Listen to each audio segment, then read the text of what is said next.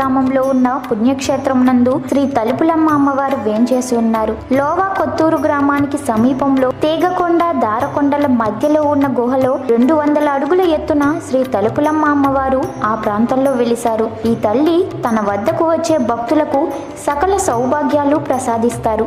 భక్తుల తలుపులను నెరవేర్చు తల్లిగా శ్రీ తలుపులమ్మ అమ్మవారు జగత్ ప్రసిద్ధి చెందారు. అమ్మవారి ఆలయాన్ని ఆనుకుని ఉన్న కొండపై నుండి నిరంతరాయంగా పాతాళగంగ ప్రవహిస్తూ ఉంటుంది. అందుకే ఈ కొండ దారకొండగా ప్రసిద్ధి చెందింది. దీనికి ఆనుకుని ఉన్నదే తీగకొండ. ఇది దట్టంగా తీగలు అలుముకొని ఉన్న చెట్లతో నిండుగా ఉంటుంది. ఈ 2 కొండల మధ్యలో కోటి సూర్యుల కాంతులతో విరాజిల్లే చల్లని తల్లి శ్రీ తలుపులమ్మ తల్లి. ఈ అమ్మవారు శ్రీ లలితాదేవి అంశతో స్వయంభూగా వెలిసినదని స్థానికులు చెప్తారు.